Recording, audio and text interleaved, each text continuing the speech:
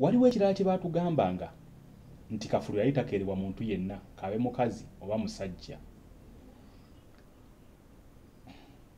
Baba so kafulu mpulire kapeeni butuufu.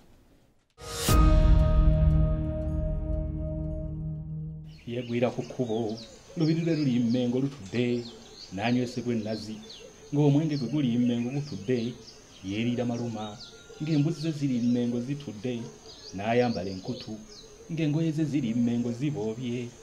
Abataamuzaala be baamutunda mutanda waffe abaliira ku ssowaani be baamutunda kabaka mwanga. Awo nno we twakoma mu katabo kaffe omuzimu gwa Kasooba akawandiikibwa omuwandiisi E.K.N. Edward Kawere. Oli mulabi mulungi wa program omuntu n'obuwangwa bwe wano ku Chika TV. Tugenda maaso program eno mwogenda okubanga otegeerera obutabo bungi nnyo obukusomerwa wano wennyini obuwandiikibwa abawandiisi ab'enjawulo. Ebitabo bingi nnyo ebiriyo ng'ate abantu bangi tebafunanga mukisa kubiwulirizaako oba oli awo nga tebafunanga mukisa yadde okubisoma. Naye ffe ne tugamba nti nedda nga tubikuleetere tubikusomere oba oli awo oligamba nti ekitabo bwe kiti kiba nno kituyamba ki kyongera okuba nti kikkaatiriza ku ngeri abantu gye tukozesaamu olulimi lwaffe olw'ensonga nti abawandiisi bano mirundi mingi olaba nti bageza kukozesa obukodyo obw'enjawulo nga bakozesa olulimi olwo lwennyini oluli mu mpandiika entongole ey'olulimi Oluganda. Tujja genda nga tubiyiga mpola nga bwe tugenda maaso.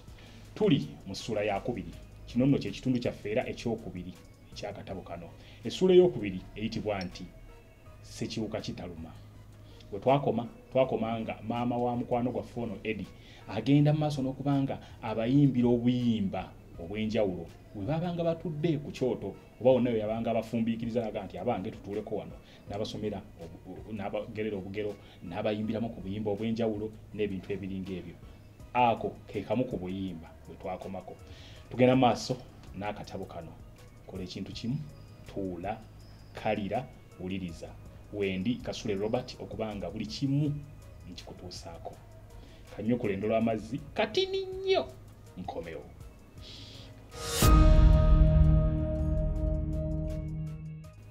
Omuzimu gwa Kasooba ke katabo mwe tuli essuula ya 2 eyitibwa nti Ssekiwuka Kitaluma. Tukomye ku buyimba maama wa mukwano gwaffe Eddie ng'ayimbye obuyimba bungi nnyo obw'enjawulo. Kaakati ate tuzzeeyo ku mukwano gwaffe ono ng'atunyumiza emboozi ye. Agamba bw'ati nga tuzze ku Kasooba yali muntu muzibu nnyo okutegeera era ng'osanga abantu kye baavanga bamwogerako ebya pentakera.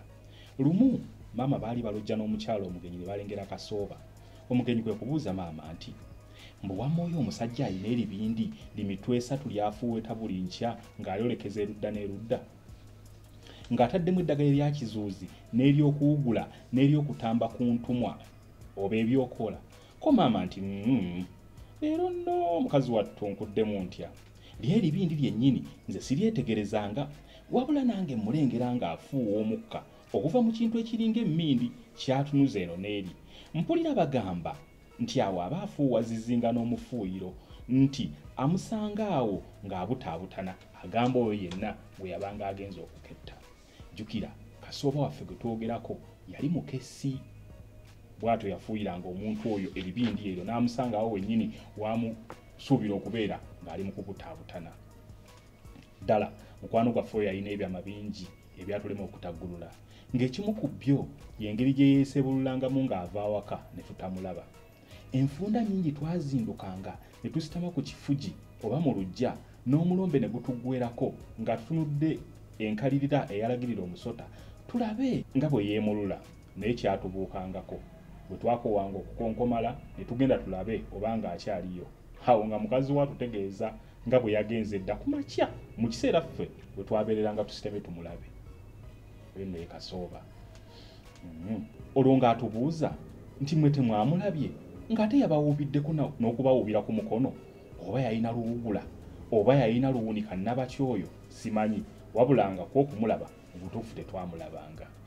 Waliwo ekirala kye baatugambanga nti Kafulu yali takeerebwa muntu yenna mukulu kabe mukazi oba musajja ate nga yeeziriranga ddala kubeera mukazi okumukuba omutwe naddala ku makya nga kanaamutanda n'amusanga ng'ajja yeemasagga ate mu olumasa bumukeeredde ava gye yakutte ekisisimuko ng'olwo nalubambula masanso anaamugwerako.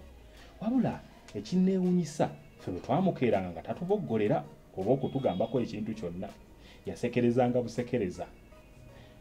Twamwagalanga nnyo kubanga nga taggwebwako byatunyumiza era ng'abantu beewuunya nnyo okulaba ng'omusajja bo gwe baalowoozanga okuba omukambwe ng'anyumya naffe n'obulali ne buyita kuli. Beebuuzanga nti naye abange mubeeranga munyumya biki naye ng'ekyo kyo kyama kyaffe. Yatunyumizanga nti lumu yali awo mpuguma mu matumbi g'obudde n'alengera akakuukulu k'abantu abeetagalise mu kkubo okumpi n'olukande ne yeekukuma mu kafugankande n'akona. Nga wayiseewo akaseera abantu bali baatandulula ebigere ne bajja nga balembalemba okutuusa lwe baatuuka okwolekera we yali ne basiisira buto. Omu n'alyoka agamba banne nti abange ndowooza tugende, omusajja n'olwaliro atulemye takyazze. Bulijjo obudde bugenda okutuuka wano aba yayiseewo dda. Mu Kasooba yalinga agogola obulago ng'akangudde ne ku ddoboozi n'agamba nti temweraliikirira gwe mubadde mulinda wuunazze tuli naye, munywere bunywezi. Waddawo akasiriikiriro katono ekyaddirira be bali bonna okuduma obudumi ne babuna emiwabo naye yavaayo ng'asaayirira n'adda eka. Nti ate olulala yasisinkana mutamiivu ng'ajja atagatta n'okuboyanira mu kakubo. Omwezi gwali gwakakaasa muli. Omutamiivu bwe yagiranga n'ayimiriramu n'atunuulira akakubo enkakaba nga bw'ayuuguuma. Olwo n'asinzittuka nga bw'atagala. Yagiranga n'aboggolamu nti bo bepo jo ennyonta teruma kiro. Bwe yatuuka awaali Kasooba n'amubuuzisa eryenge nga bw'amuvuma nti oli musiru wakali abeewammwe nze nsegulira n'empitawo sikusamba olinga embwa. Bino byonna yabyogeranga Kasooba asirise. Yeesegako n'amuwa ekyanya n'ayitawo naye abaamukuba ati enkoona Kasooba n'abanga alina babagulizaako nti abange mwetegeka omulagaanya agobye. Omwenge gwafaanana okwamuka ku lujuuju waffe eyali atambula ng'agwirana. Yakuba ekifuba ku lukakaba era Kasooba okugenda okutemya n'okuzibula ng'oli ekisiko kyamumize dda. Yasigalira kuwulira kigenda kifaakuuza na bunyonyi kuvugumuka nga bugenda bukolimira n'okwekola eyali abulinyire mu mattansejjere gaabwo naye nga ye munnaffe yeeyongera ku kyenkya. Kasooba yava awo ng'enseko zimutta olw'okumatira n'engeri gye yali yeesasulizzaamu ku musajja yamuvumisa ettamiiro.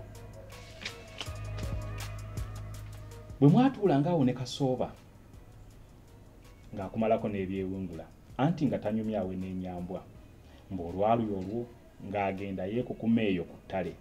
Yali aliimisa babbi be baali bamuzigiridde abaali eyo ku ssaawa nga 11 ez'olweggulo agenda okuwulira ng'akabuguutano akafulumye mu nsiko. Embuzi yali ekuba ebigere etema emyasi nga bwewerogoma ate waliwo ekisolo ekirala ekiwuluguma n'okuvuuma nga bwe kiŋŋaŋalanamu. Yava we yali yeekukumye n'asojjolimba nga bw'asooba agende yali akavuvuŋŋano alabe ekyali kizadde akanyamberege kyamubuukako. Ng'atuuse wali era mbukaabulakata ayokya omusubi. Omuguwa gw'embuzi gwali guzingiridde gutuze era gumimidde engo ku nduli y'omuti nga kweraajanira. Embuzi nga nayo gagimyukidde ku ludda olulala olw'omuti. Eyo gye yasinziranga n'ekuba ebigere n'etema emyasi n'ewoloma ng'eno bwe yeesikaasikanya.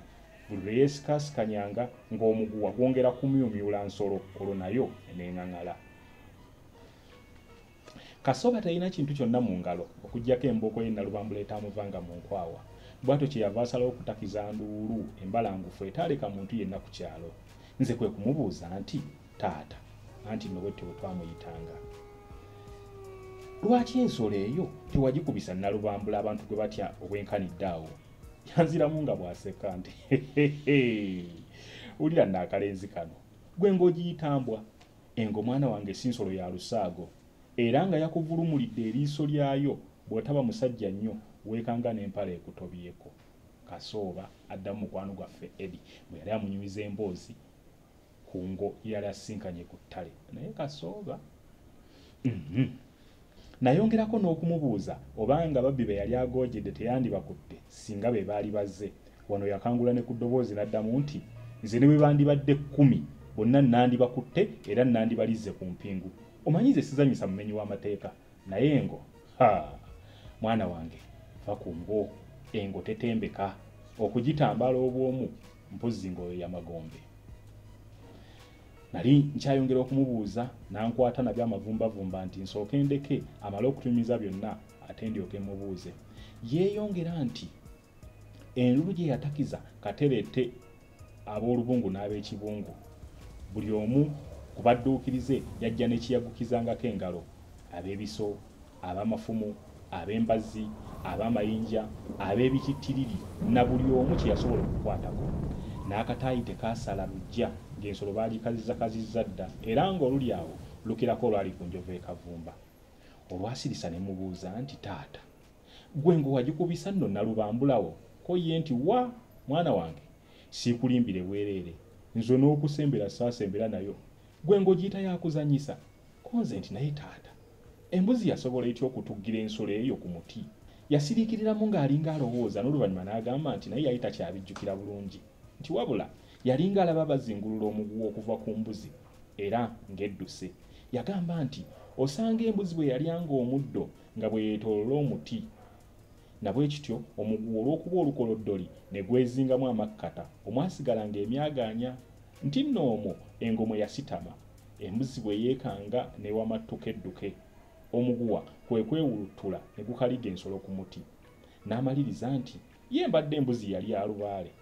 Namubuuza ekitundu ky'ensolo ekyasibwa naye nga takyakijjukira anti baalugera dda nti obulwadda.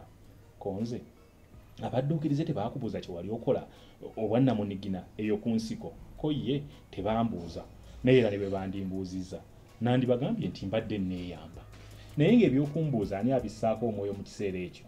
Aba amaliriza ne wajjawo abagenyi. Yasituka agende era nga ntunuulidde n'aŋŋamba nti ha naye kasajja ggwe olina ebibuuzo ebikakali ebisongovu ng'olukato bw'otoliba mbega ndowooza oliba looya.